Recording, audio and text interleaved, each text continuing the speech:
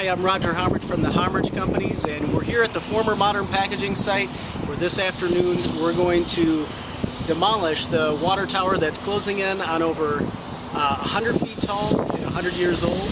And this will be the last afternoon that you'll get to see it. In just a few moments, it'll be lying down, and maybe we'll be able to get to show you some close-ups of it actually having filled. Here she goes.